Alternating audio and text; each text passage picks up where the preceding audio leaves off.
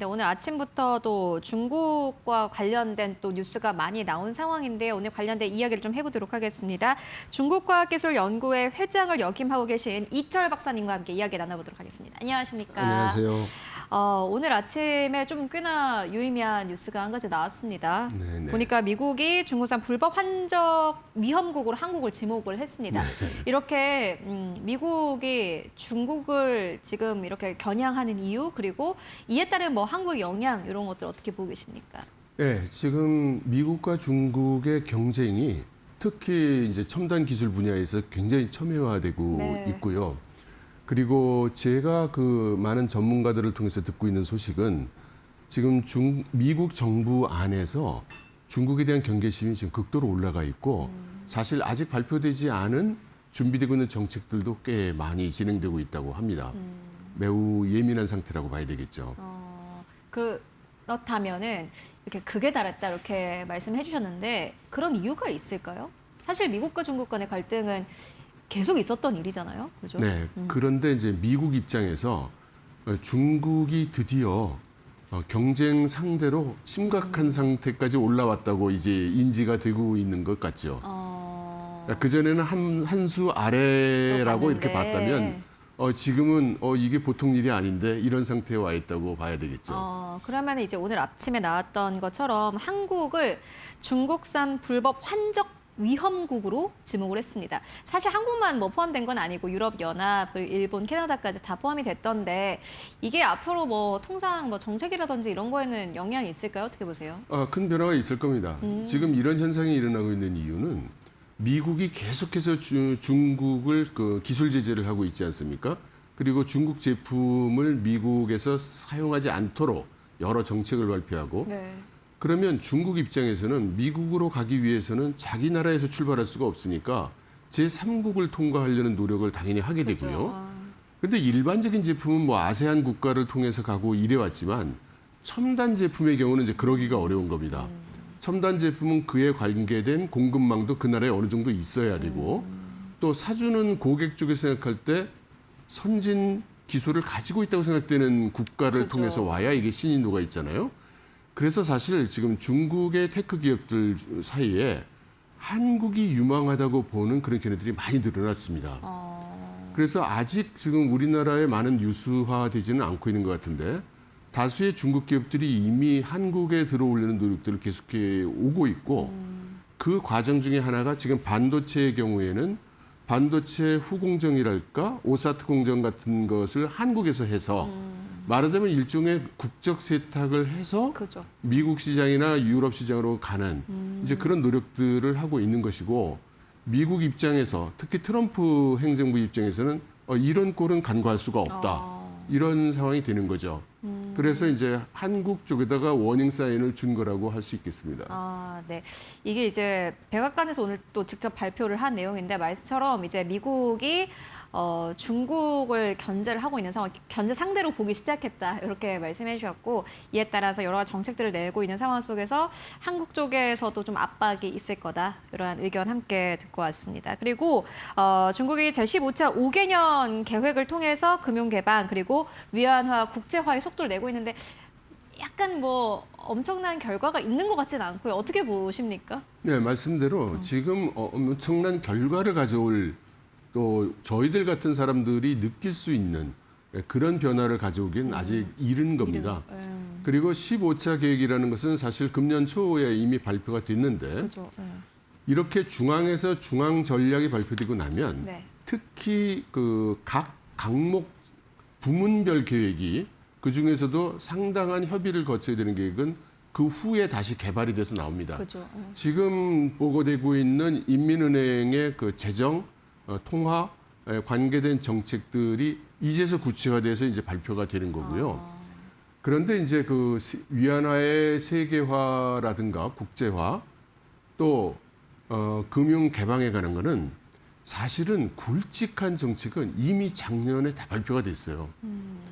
작년 재작년에 이미 발표가 됐는데 사실 당시에 다른 뉴스가 너무나 컸기 때문에 네. 트럼프 행정부가 휘두르는 뉴스가 너무 크다 보니 중국 정부에서 발표하는 이런 이 정책들이 그렇게 시장에서 크게 받아들여지지 않았고 또 누군가는 그 정책에 의해서 수혜를 받는 기업이 나와야 되는데 그죠. 미국 기업이나 유럽 기업 입장에서는 트럼프 대통령이 휘두르는 칼이 번쩍번쩍하는데 자기가 먼저 리스크를 안고 그걸 선행하기는 어려웠던 거죠. 그러다 보니 중국 정부가 원하는 만큼의 금융시장 개방 효과, 또 위안화 국제 효과가 안 나오고 있는 겁니다. 그래서 이것을 어떻게 하면 실체화시킬 수 있는가에 대한 그런 것들이 말하자면 실행 계획에 가까운 것들이 이번에 지금 준비가 되고 있다고 이해하시면 될 것 같습니다. 그러면 중국 증시의 영향도 뭐 좀 크지 않았다고 보십니까? 예, 크지는 않을 겁니다. 지금 중국 입장에서는 제일 중요한 거는 외국의 투자가 과거처럼 계속 많이 들어와 주는 거를 기대하는 거고요. 근데 지정학적 상황이 그러기에 너무 리스크가 올라가 있지 않습니까? 네. 그리고 중국의 내수는 지금 굉장히 어려운 상태고 그래서 지금 중국의 국력을 하이테크 쪽으로 좀 말하자면 좀 표현이 그렇습니다만 몰빵을 지금 하고 있는 중인데 하지만 이렇게 되면은 일부 섹터에서만 수혜를 받는 것이고 기존의 전통적인 제조업 그리고 이제 골목 상권 여기는 지금 굉장히 어렵거든요. 그러면 여기에 뭔가 돈이 막 돌아와야 되고 누군가 소비를 해줘야 되는데 내수가 일어나지 않으니 외국 기업들이 좀 들어오고 또 외국 자본이 좀 들어오고 이렇게 해서 활성화되기를 과거처럼 그걸 기대하는 것이죠. 그 외부 자금이 이제 안 들어오는 요인 중에 하나로 트럼프 대통령의 여러 가지 좀 강경한 정책들을 이야기를 해주셨는데 그렇다면 트럼프 대통령이 그 부분까지 좀 의도를 한 걸까 어떻게 보세요? 그건 틀림없이 의도를 하고 있죠. 그리고 무엇보다도 트럼프 대통령 특유의 예측 불가성 이게 있다 보니까 특히 큰 기업일수록 잘못 의사결정을 한번 했다가 영향을 입게 되면 돌이키기 어려운 규모가 되니까요. 움직이기 어렵죠.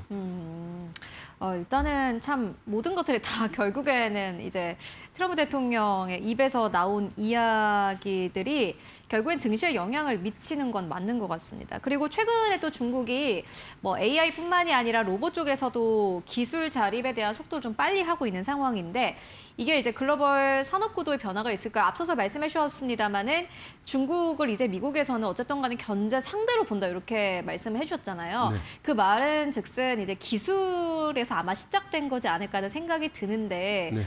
이게 뭔가 좀 변화가 있을 거라고 보십니까? 어떻게 보세요? 네, 지금 큰 변화가 일어나고 있는 중이죠. 무엇보다도 기본적으로 AI 기술을 중국이 미국을 추월하는 수준은 이르지 못했지만 그야말로 턱 밑까지는 지금 쫓아온 상황이거든요. 여기에 미국과 중국의 기본적인 AI에 대한 국가 전략이 좀 다릅니다. 미국 같은 경우에는 정부 주도라기보다는 테크 자이언트들이 주도하고 있고 그리고 아직은 AI 기술이 본질적인 기술 위주로 지금 개발이 되고 있어요. 그러니까 모델이라든가 뭐 이런 쪽에 되고 있고. 기술에만 약간 이렇게. 그러니까 기술 중에서도 근원 기술이라고 근원 할까요? 기술. 가장 근본이 되는 기술 근본되는 쪽에 것들. 지금 투자가 집중되고 있는 반면에 중국의 국가 전략은 조금 다르죠. 그러니까 중국은 이 AI 기술의 핵심 기술은 미국을 쫓아가는 중입니다. 근데 여기서 미국을 극복하기가 그렇게 만만치 않다고 판단을 하는 거죠. 그래서 중국의 국가 전략은 어떻게 되냐면 이 AI를 어딘가 산업에 응용을 해서 그것이 상용화. 제품과 서비스로 나타날 때 이어질 때. 그것은 우리가 미국을 이길 수 있을 것이다. 그래서 이렇게 지금 적용을 하고 있는 거고요. 그러니까 AI 기술 중에도 휴머노이드 같은데 중국이 훨씬 더 지금 투자를 하고 있는 거죠. 그리고 앞서서 애플리케이션을 현실 세계로 지금 놓고 있는 것이기도 하고요. 그래서 지금 그 금년 상반기에 그러니까 6월까지 중국에서 휴머노이드 기업이 새로 설립된 기업이 11만 6천 개가 넘었습니다.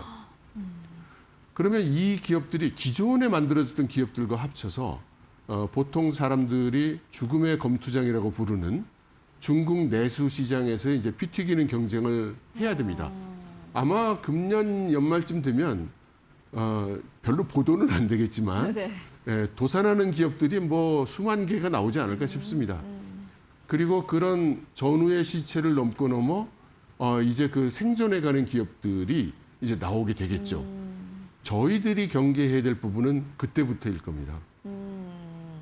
일단은 중국에서는 일단은 뭐 말씀처럼 상용화, 그러니까 시장에 내놓을 만한 이러한 제품들 그리고 AI와 결합한 것들을 이제 내놓는 데 혈안이 되어 있고 이 부분이 이제 또 시장에 미칠 영향은 아마 좀 저희가 계속 따라가 봐야 될 것 같습니다. 네, 그런데 아마 오래 걸리지 않을 것 같습니다. 이게 또 어떻게 보면 좀 무서운 이야기인 것 같기도 합니다. 네. 그리고 최근에 이제 애플과 창신 메모리 간의 뭐 협력 소식, 물론 무산됐다라는 보도가 네. 최종적으로 나오긴 했습니다만은 메타가 또 마누스 인수가 결국에 불발됐다라는 이야기도 나오고 있고요. 네. 이게 이제 미국과 어쨌든가 중국 기업 간의 협력은 사실 외부에서 보기에도 거의 불가능한 거지 않을까 하는 생각이 들고요. 이게 네.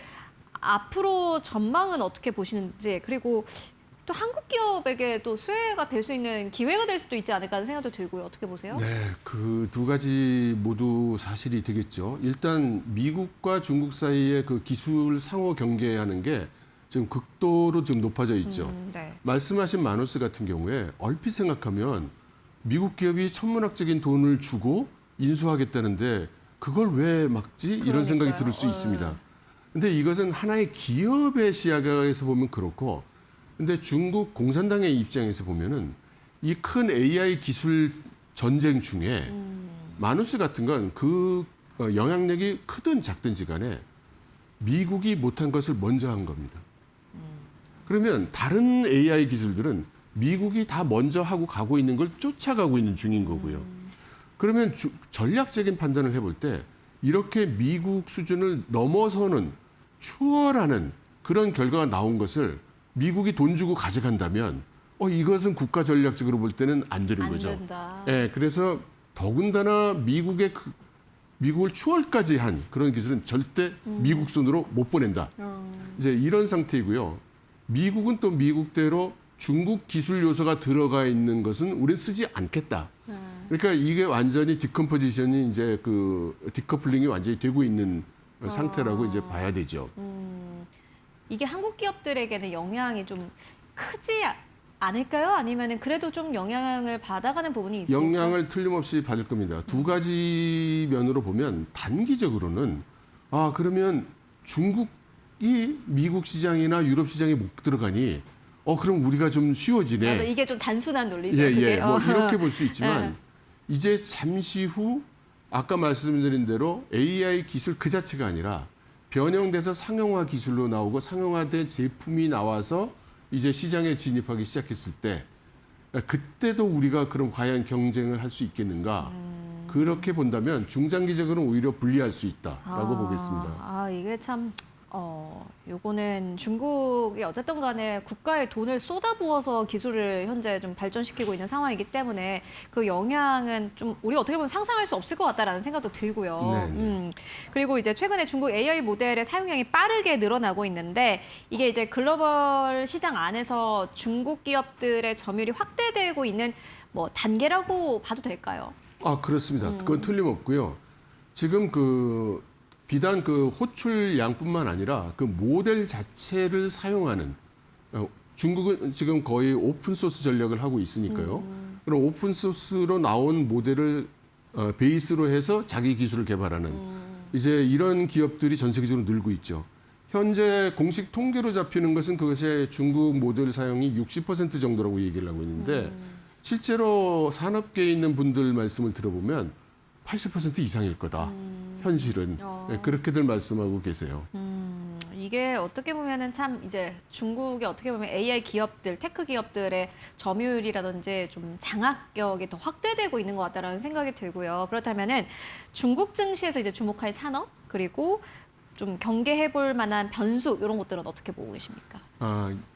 우리 눈으로 보면 지나친 경쟁, 지나친 투자 그리고 현실적으로 눈에 보이지 않는 시장 때문에 여러 가지 그 고려해야 될 요인들이 많죠. 네.